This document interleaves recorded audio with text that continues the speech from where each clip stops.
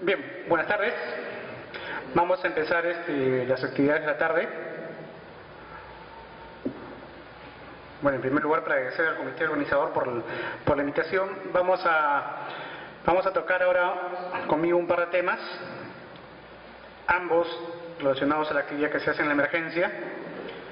En primer término vamos a hablar de lo que son las taquiarritmias en la emergencia. O sea, lo que nos interesa es básicamente cuál es el abordaje, ¿no? O cuál debe ser la forma, cómo enfocar el caso de un paciente que nos llega a la emergencia en taquicardia y diferenciar, según ello, si es que requiere un manejo antiarrítmico, ¿no? O de repente no requiere manejo antiarrítmico, de repente solamente requiere manejo de alguna patología que esté ocasionando una taquicardia reactiva, una taquicardia sinusal. Y del grupo de los pacientes que requieren manejo, también saber reconocer a los pacientes con criterios de gravedad y que requieren manejo más agresivo, por decirlo así, lo que se refiere a lo que es el manejo con cardioversión eléctrica. Entonces vamos rápidamente, ¿no?, a tratar de circunscribirnos a lo que son arritmias, ¿no?, que merecen ser tratadas en la emergencia, ¿no? Simplemente recordar antes, siempre que hablemos de arritmias, es bueno que refresquemos un poco lo que es la fisiología. No se trata acá de hacer una clase de fisiología, sino simplemente reconocer que desde el punto de vista, ¿no?, eléctrico, ¿no?, el corazón tiene una serie de células especializadas cuya función principal desde el punto de vista eléctrico son estas dos. Lo que van a hacer esas células van a ser generar, o sea, crear impulsos, ¿no?, iniciar impulsos y transmitir impulsos eléctricos, ¿no? Fruto de esa actividad, producto de esa actividad, eso se va a traducir, mejor dicho, en lo que es una actividad mecánica. Acá estamos hablando solamente de la actividad eléctrica. Generar impulsos, un foco generador de impulsos y un tejido conductor que va a transmitir el impulso eléctrico. Esto de acá, simplemente para recordar que el lugar de inicio de la generación de los impulsos va a ser lo que conocemos como marcapaso cardíaco, o también lo que conocemos como nodo sinusal. El nodo sinusal, también llamado nodo sinoauricular o marcapaso cardíaco, es donde empieza normalmente el impulso eléctrico, la señal eléctrica, que tiene que ser transmitida vía los haces internodales hacia el nodo auriculoventricular, ¿no? Y luego de hacer una pequeña pausa acá, transmitir la señal hacia los ventrículos, ¿no?, que es lo que nos va a dar principalmente la fuerza, ¿no?, la fuerza mecánica que va a conseguir el impulso de la sangre hacia toda la circulación, ¿no? Entonces llega el nodo auriculoventricular y de ahí la señal se transmite por las ramas derecha e izquierda del haz de His hacia ambos ventrículos y finalmente por lo que son las fibras de Purkinje para distribuirse en todo el tejido. Entonces, siempre recordar que detrás de todo esto, repito, no vamos a entrar en detalle de lo que es la fisiología o la actividad eléctrica. Siempre recordar que detrás de todo esto hay una serie de eventos, ¿no?, que no van a ser más que movimiento de iones de un lado hacia el otro de la membrana, lo que vamos a conocer como esa diferencial de cargas eléctricas hacia un lado u otro y el otro lado de la membrana, o sea, el interior y el exterior, es lo que conocemos como potencial de membrana. Y como quiera que todo es dinámico, ese potencial de membrana va a ir variando en función a cómo se van abriendo y cerrando canales, ¿no?, flujo de iones. Finalmente en el tiempo van a haber cambios que se van a traducir en lo que es el potencial de acción, que no viene a ser más que el potencial de membrana, pero en el tiempo, cómo van variando las cargas eléctricas. Es ese potencial de acción que va a permitir que la señal se transmita como una corriente eléctrica. Cuando nosotros, si tenemos en cuenta que todo esto es generado por señales eléctricas, por esa misma razón es que desde ya hace mucho tiempo se ideó una forma de verificar, de controlar si es que efectivamente la traducción sigue los patrones regulares o hay alguna alteración. Y es así que nosotros podemos censar o dosar, por decirlo así, podemos detectar, podemos monitorear la actividad eléctrica colocando electrodos, ¿no? Y colocando electrodos, ¿no?, sobre la superficie de la piel es que nosotros conseguimos, ¿no?, lo que se llama el trazado electrocardiográfico normal, ¿no?, que tiene una morfología, ¿no?, que corresponde a lo que es un ritmo sinusal, así se llama, ritmo sinusal porque es un ritmo comandado, generado por la actividad del nodo sinusal del marcapaso cardíaco. Simplemente recordar que hay toda una definición para definir lo que es un ritmo sinusal normal, ¿no?, desde longitudes, ¿no?, de los diferentes intervalos hasta la morfología, ¿no?, de los segmentos, el ST, los supra, los infra nivel. Entonces todo eso me da una morfología que si cumple las características de normalidad o de ritmo sinusal, simplemente diremos que estamos ante un ritmo sinusal normal. Pero ¿qué es lo que pasa cuando el ritmo sinusal se altera? Se puede alterar de varias formas, porque me aparece un trazado medio extraño, medio raro, ¿no?, que no lo identifico, o de repente sí, efectivamente tiene la morfología, pero de repente lo único que está alterado es la frecuencia. O sea, cual fuese, ¿no?, la alteración que haya, yo puedo verificar que cuando no se trata de un ritmo normal, o sea, todo ritmo cardíaco que sea diferente al ritmo sinusal normal, vamos a decir que eso es una arritmia cardíaca. Todo lo que es diferente al ritmo sinusal normal. Y dependiendo de qué tipo de alteración se esté produciendo, yo puedo clasificar las arritmias, ¿no? Por ejemplo, yo puedo clasificarlas desde el punto de vista de la frecuencia, ¿no?, o de la hiper o hipoactividad. Yo puedo decir que si desde el punto de vista de la frecuencia, ¿no?, hay un tipo de arritmias que se llaman hiperreactivas. En otras palabras, estamos hablando acá de las taquiarritmias, para diferenciarla de las hipoactivas, donde acá ya no habrá taquis, sino bradi, ¿no?, bradicardia, ¿no?, que no es tema de la charla de hoy.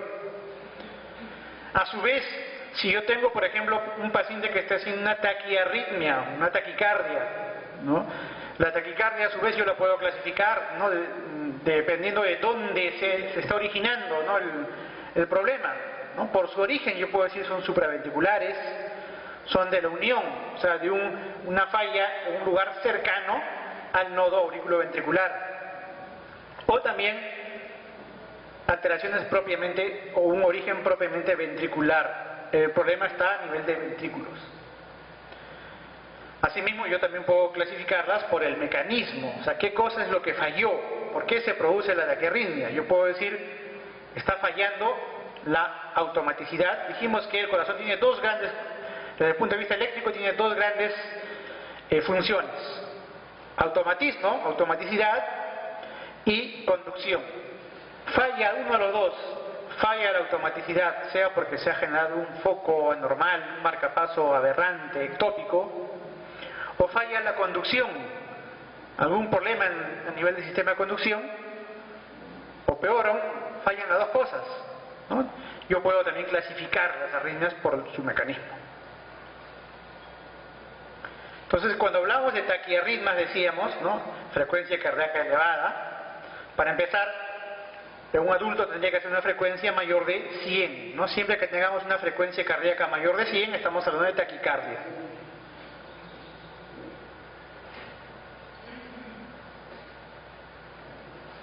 Como habíamos mencionado, las taquiarritmias, dependiendo del lugar donde se originan, si es a nivel auricular, en aurículas, algún problema en aurículas, decimos que es una taquiarritmia supraventricular.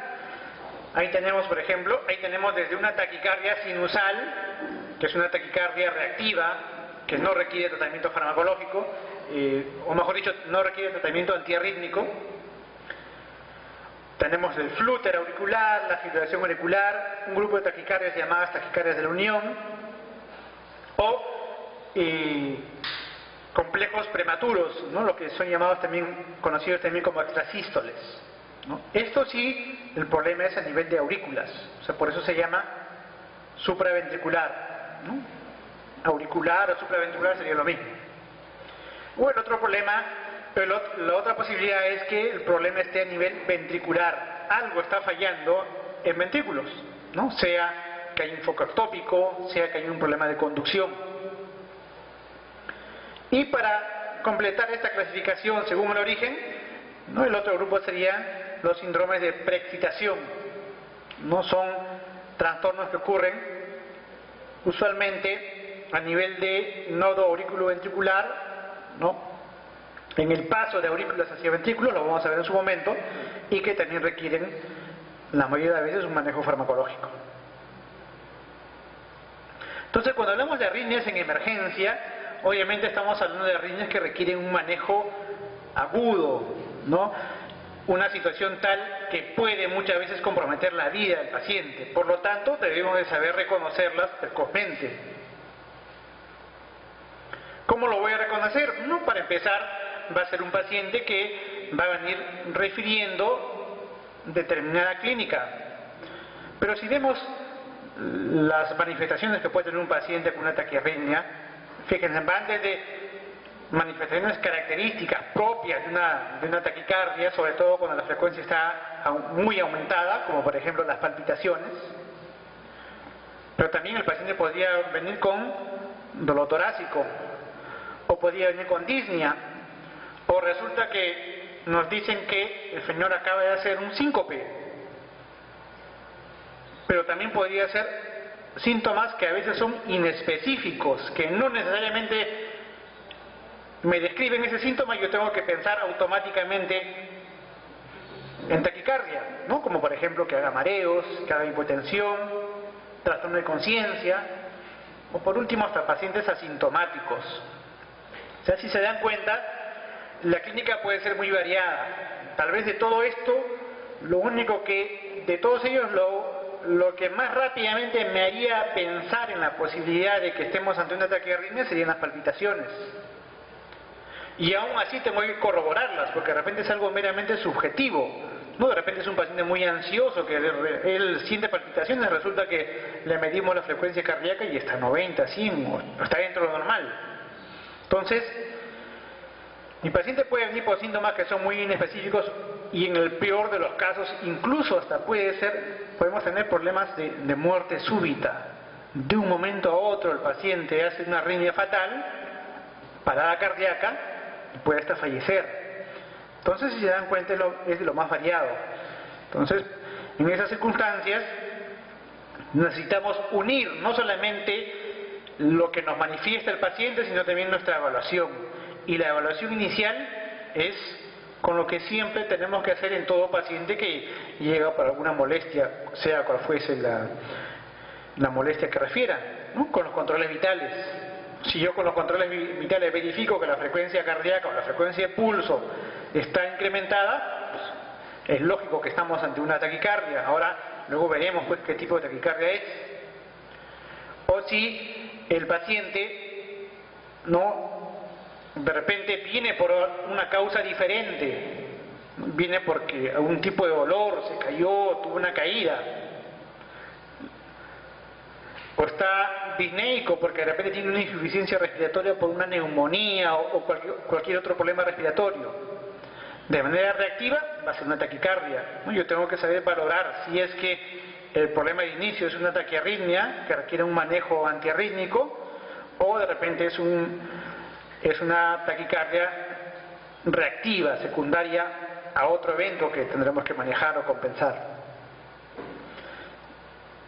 Entonces, haciendo esta salvedad, ¿no? Que la clínica puede ser variada, estamos diciendo que el siguiente paso importantísimo va a ser controles vitales. No es la única forma en que yo puedo verificar. Y luego, aún más, si es necesario, el requerimiento de un electrocardiograma.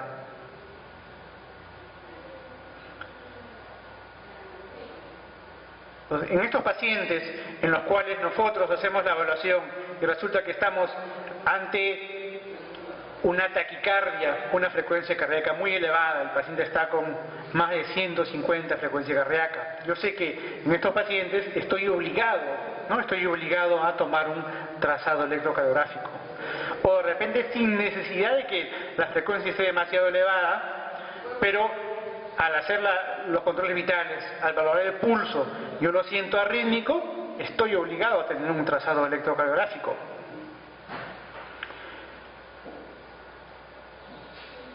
Obviamente cuando tenemos el electrocardiograma, ¿no? Y tenemos obviamente, ¿no?, el entrenamiento, ¿no?, sin que seamos, ¿no?, unos super expertos en todos los trastornos del ritmo, pero con el entrenamiento suficiente como para saber reconocer en primer lugar lo que es un trazado normal, un ritmo sinusal normal, y si estamos ante una taquicardia, saber reconocer ante qué trastorno específicamente con nombre y apellido estamos. Yo puedo tener un paciente que desde el punto de vista del trastorno, en este caso que corresponde a una taquiarritmia supraventricular, esté haciendo una fibrilación auricular, esté haciendo un flúter, esté haciendo una taquicardia paroxística supraventricular. Entonces yo tengo que saber cómo reconocer estos eventos, ¿no? Rápidamente vamos a ver las características principales de estos ritmos que son los que más se presentan en situaciones de emergencia, y luego para ver el algoritmo de manejo. Entonces, siempre recordamos nuestro ritmo sinusal, pero fíjense, el ritmo sinusal, ¿por qué? Porque tiene todas las características, ¿no?, propias del llamado ritmo sinusal normal. Pero solo que acá lo que está ocurriendo es que si contamos la frecuencia, ¿en cuánto está la frecuencia? ¿Alguien puede, así el ojo por ciento, ver en cuánto está la frecuencia acá? ¿Sí? Nos guiamos ahí por los cuadraditos, arranco acá, ¿no? 300, 150, 100 sería acá, más de 100, 110, entre 110 y 120, ¿no? Ya luego, si quiero ser más prolijo, ya cuento cada cuadradito pequeño, ¿no? Pero estamos casi en 115 de frecuencia cardíaca, ¿no? O sea, es un ritmo sinusal normal, tiene toda la morfología de un ritmo sinusal, o mejor dicho, un ritmo sinusal, pero con la frecuencia aumentada. Ritmo sinusal, pero con frecuencia aumentada. Entonces, esto es una taquicardia sinusal. ¿Y cuándo ocurre una taquicardia sinusal? Por lo general va a ocurrir siempre de manera fisiológica. Cualquiera de nosotros corre una cuadra, sube, no sé, 1, 2, 3 pisos, ¿no?, sube escaleras, la frecuencia cardíaca se va a incrementar.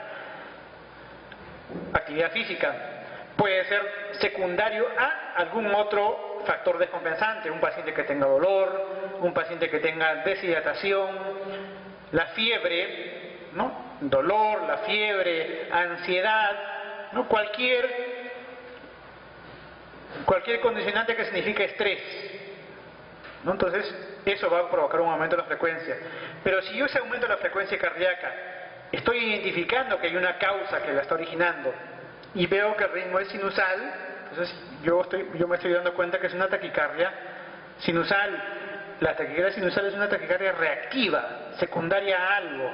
Yo no tengo por qué dar antiarrítmicos. Lo que acá se hace es manejar la causa desencadenante. Si el paciente hizo actividad física, bueno, tendrá pues que reposar, descansar. Si es fiebre, se manejará la fiebre. Si es dolor, manejo el dolor. Si es deshidratación, manejo la deshidratación. Si es un paciente muy ansioso, igual. Entonces, en estos casos solamente se maneja la causa primaria. Pero ocurre que se le hace el trazado, se le hace el electro y encontramos ya cosas diferentes. Ya no es un ritmo sinusal, encontramos acá, fíjense, si quienes recuerdan más o menos cómo es un ritmo, un trazado electrocardiográfico, por ejemplo acá, ¿vemos ondas P? No vemos ondas P. ¿Qué dicen? No hay ondas P. ¿Qué más nos llama la atención de este trazado? ¿Será regular? ¿Será irregular? ¿Perdón? Irregular. ¿Cómo es el complejo? ¿Qué les parece? ¿Es angosto? ¿Es ancho? es angosto, ¿no? Entonces, estamos viendo ya características, ¿no? Yo veo, tengo una taquiarritmia. ¿Por qué taquicardia? Porque fíjense la frecuencia, a ver, no se ve muy bien acá, pero 300, 150, es irregular, en algunos por encima de 200 aparentemente, en otros por encima de 150, pero es irregular, no hay ondas P. Entonces, este tipo de trazado, complejo angosto, no hay ondas P, el ritmo es irregular, corresponde a lo que es la fibrilación auricular, que dicho sea de paso, dentro de las arritmias tratables, dentro de las arritmias que requieren manejo antiarrítmico, es la más frecuente.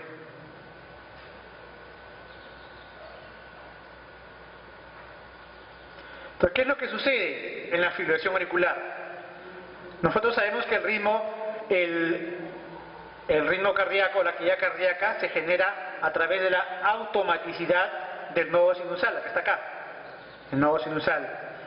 El nodo sinusal normalmente debiera conducir un impulso que va hacia el nodo auriculoventricular y de ahí transmitirse hacia ventrículos.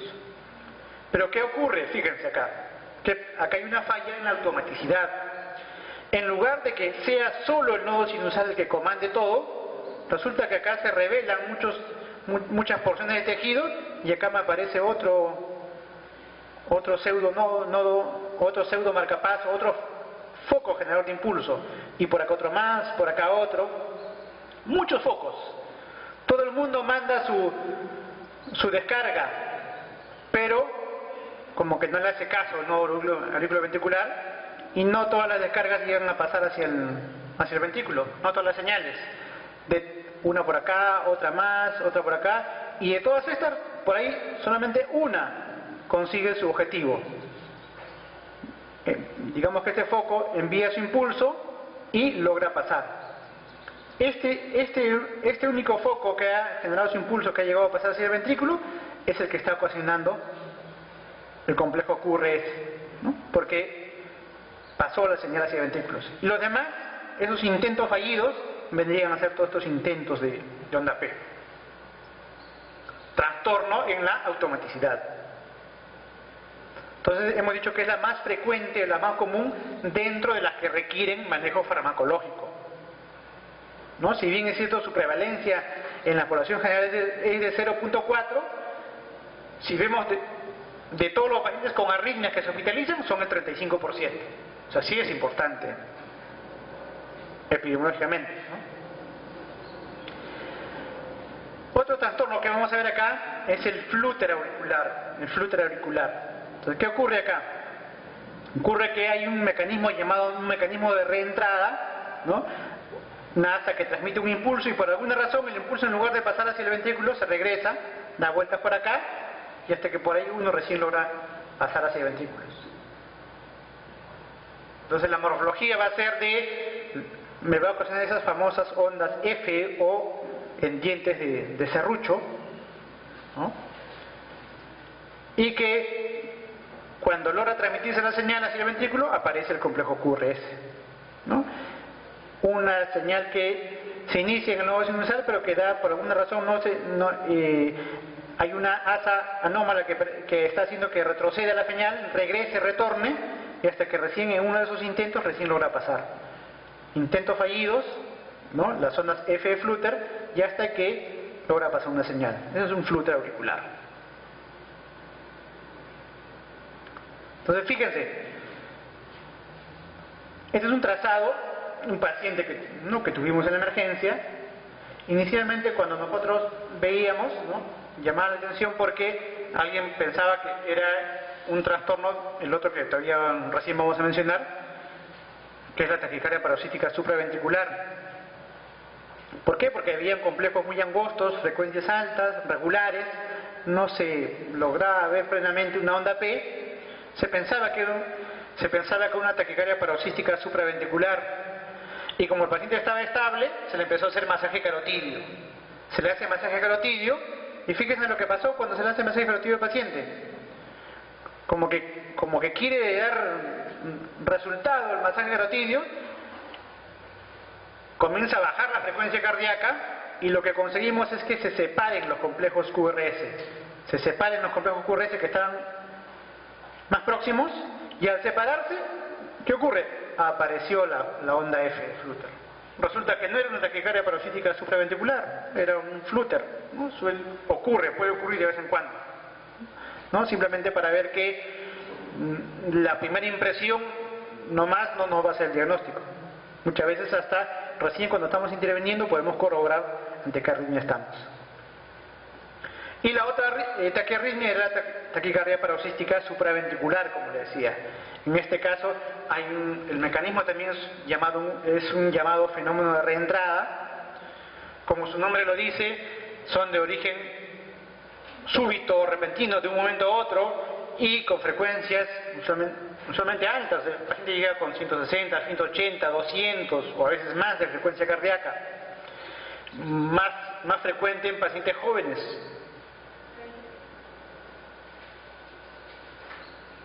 Característica, igual, es un complejo angosto, regular, no hay onda P. Complejo angosto, regular, onda P. No, que estamos con 160, 162 de frecuencia cardíaca. Entonces, eso por el lado de las arritmias supraventriculares. Y el otro grupo eran las arritmias ventriculares. El problema está a nivel de ventrículo, ¿no? Para empezar, para saber reconocer una taquicardia ventricular, en primer lugar, debemos de reconocer cómo empieza esto, ¿no? Empieza con los llamados, lo que antes se llamaba extrasístoles, no lo que ahora se conoce, ¿no? La nomenclatura lo denomina complejos prematuros, ¿no? Si es un complejo prematuro angosto, será un complejo prematuro auricular. Si es un complejo prematuro, una extrasístole, como se llamaba antes, ancha, va a ser un complejo prematuro ventricular. Entonces, ¿qué es lo que ocurre cuando aparecen por algún trastorno, ¿no? en la conducción un complejo prematuro ventricular, ¿no? Puedo tener uno aislado, de repente no tiene mayor relevancia, pero de repente ya empezamos a tener ya más seguidas, más frecuentes, incluso cada vez es alternándose, una normal, un ancho, un normal, un ancho, un complejo prematuro ventricular, que pueden ser de la misma morfología o pueden ser incluso de morfología diferente, como estos de acá. Y de acuerdo con ello, uno se va asignando nombres, simplemente para tener una idea de la morfología, ¿no? Y de la frecuencia, ¿no? Por ejemplo, uno de los taquiarritmias muy conocidas es el bigeminismo, ¿no? Se altera un ritmo normal, uno normal, uno normal, uno normal, o sea, un normal, un ectópico, un normal, un ectópico ventricular en este caso. Pero ¿qué es lo que ocurre cuando basta que yo tenga 3 complejos prematuros ventriculares seguidos? Basta que tenga 3 seguidos, eso le llamo taquicardia ventricular. Suficiente con que tenga 3 seguidos. Ahora, ya tenemos lo que sería una taquicardia ventricular, pero habría que saber si esto tiende a perpetuarse o no. Una cosa es que tenga una salva de 3, porque de repente estaba haciendo un procedimiento, inyecté un medicamento y fue un estímulo no pasajero, o es ya una taquicardia ventricular sostenida. Entonces ahí viene el otro concepto, la diferencia entre taquicardia ventricular sostenida y no sostenida. Si yo tengo una taquicardia ventricular que dura menos de 30 segundos, eso se llama no sostenida. Si dura más de 30 segundos, será una taquicardia ventricular sostenida. Y por la forma puede decir monomorfa, polimorfa. Y por último, yo puedo decir que tengo una taquicardia ventricular con pulso. Significa que el paciente, de hecho, que está delicado, puede estar grave, pero está vivo, no está en paro. Para diferenciarlo de un electrocardiograma o un monitoreo electrocardiográfico donde veo una taquicardia ventricular pero sin pulso. Taquicardia ventricular sin pulso, eso es un paro cardíaco, ¿no? Acá no vamos a hablar de paro cardíaco, vamos a hablar de taquiarritmias, ¿no? Pero siempre tener presente la diferencia. El mismo trazado electrocardiográfico de una taquicardia ventricular, me interesa saber siempre, ¿tiene o no tiene pulso el paciente? Si tiene pulso, haré el manejo que corresponde. Si no tiene pulso, estamos ante un paro cardíaco, igual el manejo vendría a ser la reanimación cardiopulmonar, el RCP. Entonces, nuevamente, taquicardia ventricular no sostenida y sostenida. Entonces, eso es prácticamente todo el panorama de las arritmias más frecuentes, las taquiarritmias más frecuentes. Ahora, lo que ocurre es que no siempre se nos presenta el paciente con el electrocardiograma así de libro, ¿no? Muchas veces sí, rápidamente podemos reconocer, pero ¿qué ocurre cuando el trazado por ahí nos crea dudas? Entonces, ante esa posibilidad de dudas, bien, lo que tenemos que hacer es organizarnos, sistematizarnos, y ahí vienen los algoritmos. Antes de ver los algoritmos, ¿no?, mencionar simplemente que también un ritmo que, si bien es cierto, lleva el nombre de ventricular, que en este caso es la fibrilación ventricular, esto no es una taquiarritmia, no está dentro de las taquiarritmias propiamente, esto es un paro cardíaco, ¿no? Es un ritmo desfibrilable, tampoco es tema de hoy. Entonces, ¿cómo debemos de abordar a los pacientes? No hemos dicho, el paciente viene por una molestia. Si viene por palpitaciones, yo en primer lugar le doy importancia a la posibilidad de estar haciendo una taquicardia. Pero si viene por una sintomatología de lo más variada o inespecífica incluso, controles vitales, si en los controles vitales veo que frecuencia cardíaca elevada, tendré que ver qué tan elevada está y determinar si es que estamos ante una taquicardia, qué tipo de taquicardia es. Si es una taquicardia reactiva, secundaria a algo, el manejo de la causa primaria. Ese tipo de taquicardias son taquicardias sinusales. Entonces, ¿qué es lo que debemos hacer? No está muy claro la figura acá, pero bueno, le describo lo que dice acá. No me interesa mucho todo el contenido de letras.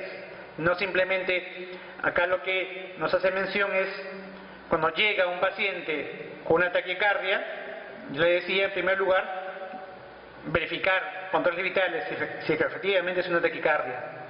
Y el siguiente paso será, si estamos en una taquicardia, es saber si esa taquicardia es sinusal o no. Si es sinusal, la morfología característica, hay un factor primario desencadenante. Si no lo es, y sobre todo si la frecuencia está mayor de 150 y no es un ritmo sinusal, tendré que hacer todo el monitoreo de mi paciente, recordar siempre el ABC o el ABCDE si estamos ante un trauma, la pulsoximetría. Acá sí, en este paciente que tiene más de 150 de frecuencia cardíaca, no estoy presumiendo que no es sinusal, hoy clínicamente me doy cuenta que no es sinusal, porque cuando palpo el pulso es irregular, electrocardiograma, y además de ello verifico que es una taquicardia que no es sinusal. Hay la primera gran pregunta que me hago a un paciente con taquicardia es si es sinusal o no. Si es sinusal, estoy más tranquilo, manejo la causa desencadenante. El problema es si la frecuencia es más de 150 o más de 160, el ritmo no es sinusal. Acá viene una segunda gran pregunta que tengo que hacerme. ¿Estamos ante signos de alarma, signos de gravedad? ¿Sí o no? ¿Cuáles son esos signos de gravedad? Son 4.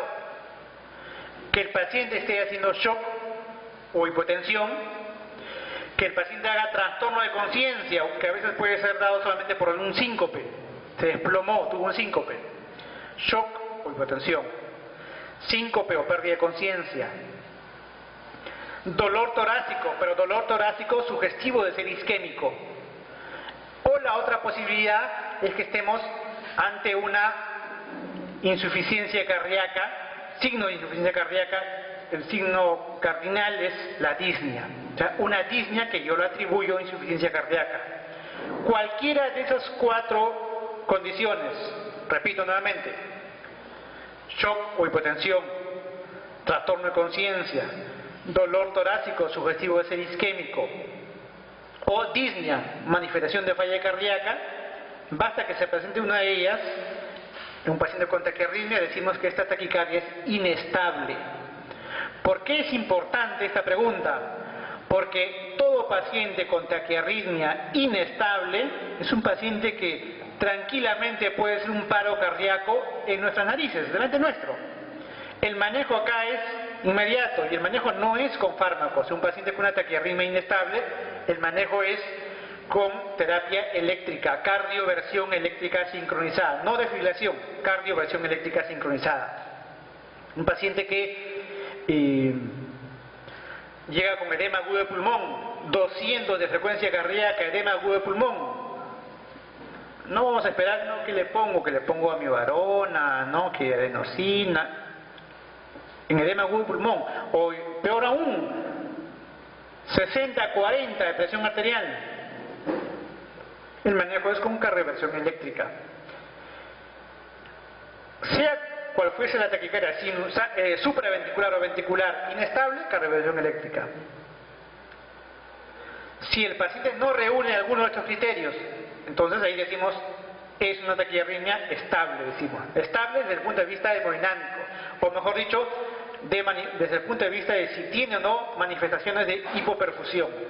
Si no la tiene, es estable, no tengo que cardiovertirlo, descargarlo inmediatamente, pero sí requiere manejo farmacológico. Y manejo farmacológico endovenoso, no tampoco que le ponga una pastillita, que dale su propanolol, cetenolol. Es manejo farmacológico, endovenoso. Entonces, el manejo será dependiendo de ante qué arritmia esté, pero para eso tengo que saber reconocerlo. O lo reconozco fácilmente porque está tan evidente el trazado, o si por ahí tengo dudas, siempre nos va a ayudar mucho el sistematizarnos, el ordenarnos. Entonces yo puedo seguir este patrón, yo las agrupo, ¿no? Discrimino, es estable, perfecto. Entonces veré ante qué ritmo estoy. ¿Cómo hago para ver el ritmo? O perfectamente, como le digo, si uno tiene gran experiencia en ver esto, ¿no? Rápidamente el ritmo lo reconoce, no hay mayor duda. Pero si por ahí tengo alguna duda todavía, me planteo la pregunta. Digo, ¿cómo es el complejo? ¿Es angosto o es ancho? Si el complejo es angosto, ¿cuándo digo que es angosto? Menor de 0,12 segundos. Menor de 0,12 segundos, o sea, menos de 3 cuadraditos chiquitos del electrocardiograma. A eso le llamo complejo angosto o estrecho. Le digo, perfecto. Si el complejo es angosto, ¿ante qué tipo de arritmia tenemos? ¿Supraventricular o ventricular? ¿Qué dicen? ¿Supraventricular o ventricular? Angosto es supraventricular. Y no me quedo ahí. La siguiente pregunta es, ¿y cómo es el ritmo? ¿Es regular o irregular? Angosto, menos de 3 cuadraditos. Siguiente pregunta, ¿regular o irregular? ¿Por qué? Porque si es angosto e irregular, con eso he cerrado un montón de posibilidades, es casi seguro. O mientras no se demuestre lo contrario, estamos ante una fibrilación auricular. Por lo tanto, en este caso, haré el manejo de la fibrilación auricular, pero manejo con fármacos endovenosos. Y el manejo de la fibrilación auricular hoy en día no es de primera instancia con amiodarona, no es con antiarrítmico propiamente. El manejo es fármacos para bajar la frecuencia. Tengo que controlar la frecuencia. La mayoría de pacientes con fibrilación auricular son pacientes crónicos. El abuelito ya tiene mucho tiempo desfibrilador. Mi objetivo no es volver normal ese ritmo, sino controlar la frecuencia. Convertirlo de lo que era un FARVA, una fibrilación auricular con respuesta ventricular alta, a una fibrilación con respuesta ventricular controlada. ¿Cómo lo hacemos? Con fármacos para manejar frecuencia. ¿Qué tenemos ahí? Beta bloqueadores, calcio antagonistas. Beta bloqueadores o calcio antagonistas. Si ello no resulta, o no dispongo de alguno de ellos, pues sí puedo pensar en amiodarona, pero no es la primera elección. Incluso antes que la amiodarona podría pensar también, si no está muy elevada la frecuencia, como que tengo chance, puedo darme mi tiempecito, puedo utilizar digitálicos, ¿no? Digoxina, ¿no? Ceilanit. Esto por el lado de las taquiarritmias angostas irregulares. Porque si el ritmo era regular, descarto que haya la fibrilación auricular. Acá prácticamente mis únicas posibilidades o mis principales posibilidades es que estemos ante una taquicardia paroxística supraventricular o que estemos ante un flúter. ¿Qué es lo que se nos recomienda en estos casos? En primer lugar, el manejo de arranque no va a ser con fármacos, ¿no? Siempre la primera posibilidad es que estos trastornos puedan revertir haciendo maniobras vagales. Y la maniobra vagal por excelencia recomendada es el masaje carotidio. En estos pacientes primero voy a intentar con masaje carotidio, ¿no? Si el masaje carotidio no resulta, ¿no?, haré el manejo de la taquiarritmia supraventricular estable como primera posibilidad. Y si es que el trazado me lo dice así, estoy casi seguro que estamos en una taquicardia supraventricular paroxística, el manejo es con adenosina. 6 miligramos, puedo repetir una siguiente dosis, 12 miligramos, hasta una tercera dosis de 12 miligramos. O la otra posibilidad es que yo claramente vea que es un flúter. Si es un flúter, la adenosina no me va a servir de nada. Ahí el manejo es con fármacos para bajar frecuencia, Igual puede ser calcio antagonistas, puede ser beta bloqueadores o también podría ser amiodarona. Entonces esto es si es que estamos en un ritmo angosto. Si estamos ante un ritmo ancho, un complejo ancho, es muy probable que se trate de una taquicardia ventricular, pero también podría ser de que no sea un paciente que ya tenga de base una fibrilación auricular y que además, mala suerte, tenga un bloqueo de rama. Un paciente con una fibrilación auricular, el complejo sería angosto y sería irregular.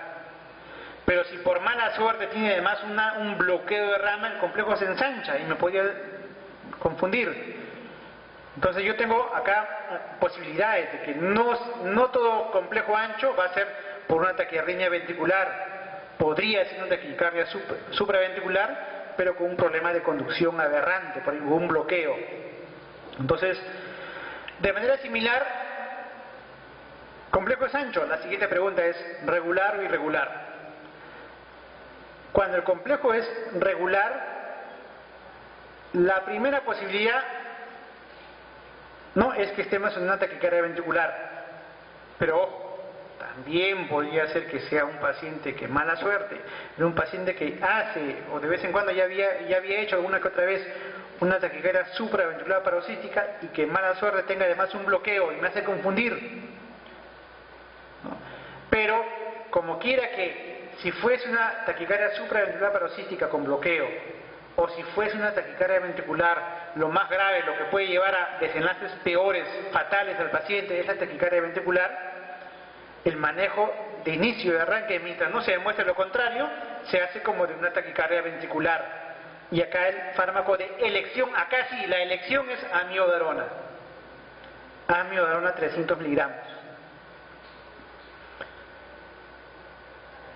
Y si luego corroboré, o tengo la certeza de que es una taquicardia supraventricular con bloqueo, haré el manejo correspondiente, igual adenosina. La otra posibilidad es que el complejo sea ancho pero sea irregular. Acá puede ser que estemos en una taquicardia ventricular, una fibrilación auricular con bloqueo, haré el manejo de una fibrilación auricular, o puede ser que estemos en una taquicardia ventricular polimorfa. Dentro de esas viene esta de acá que se llama el Torsades de Pointes. Es una taquicardia, que es llamada también de las puntas torcidas, que se produce por secundario a hipomagnesemia. El manejo es con sulfato de magnesio. Entonces tengo las diferentes posibilidades, y de acuerdo con ellos haré el manejo específico. Pero si el paciente tiene signos de inestabilidad, cardioversión eléctrica. Esto es lo mismo que esta versión del algoritmo. Esta es la versión que nos presentan las guías europeas. Siempre prefiero no recomendar que trabajen siempre con esta de acá porque me ayuda a sistematizarme un poquito más. La versión americana, si bien es cierto, trata de ser más práctica, pero de repente lo que está haciendo es agrupar algunos de los diferentes grupos de taquiarritmias que habíamos visto antes, y con la otra diferencia también que los americanos tienen la posibilidad, ellos tienen en el mercado, disponen de procainamida, que ellos lo consideran también como posibilidad en lugar de la amiodarona para los pacientes con taquicardia ventricular. Pero en esencia es lo mismo.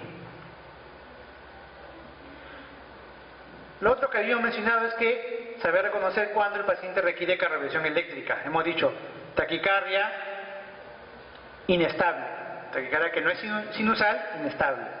Y acá hay que saber reconocer, saber la dosis de carga, ¿no? Si estamos en taquiarritmias supraventriculares, ¿no?, como en la fibrilación auricular, la dosis de descarga es de 120 a 200 joules si estamos con un monitor bifásico. 200 joules es un desfibrilador monofásico. En el flúter y en las otras taquicardias, o sea, la taquicardia paroxística supraventricular, la dosis es menor, ¿no?, 50 a 100 joules.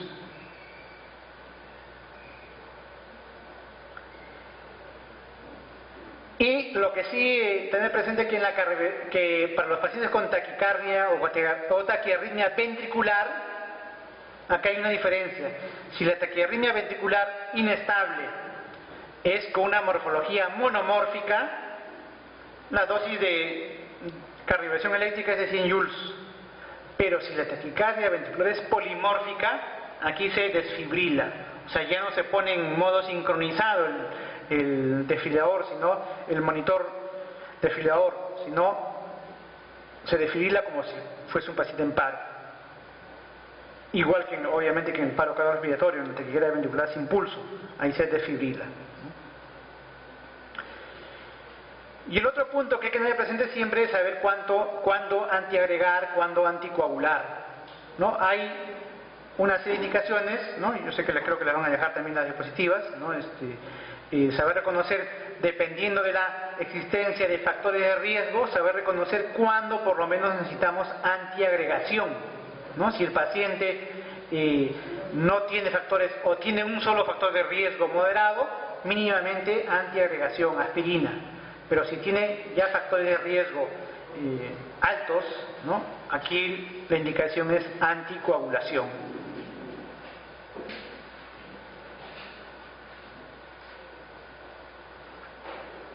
¿No? Obviamente, como les había dicho, si bien es cierto yo tengo alternativas diferentes, ¿no?, pero no todos los fármacos van a ser siempre la primera línea o la primera opción ante la taquiarritmia que se nos presente, ¿no? Muchos de ustedes deben haberse dado cuenta que la amiodarona lo podemos utilizar en cualquier arritmia, pero no en todos es la primera línea. Hemos dicho que en la fibrilación auricular no es intención corregir el trastorno del ritmo propiamente, sino solamente disminuir la frecuencia, ¿no? De acuerdo con ello van las recomendaciones. Por eso decíamos, fibrilación auricular persistente o permanente, el manejo es con fármacos para bajar la frecuencia, beta bloqueadores o calcio antagonistas. No desesperarnos, no meternos en la cabeza que hay que darle de arranque a amiodarona como primera línea, no tiene razón de ser.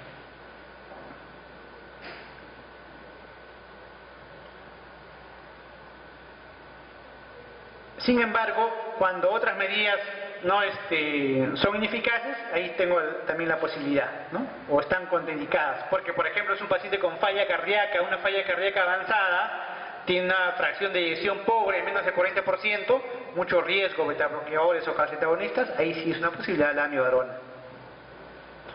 O también hay que tener en cuenta que cuando la frecuencia ventricular no se puede controlar, ¿no?, ya sea con beta bloqueadores o calcio antagonistas, también la posibilidad de amiodarona.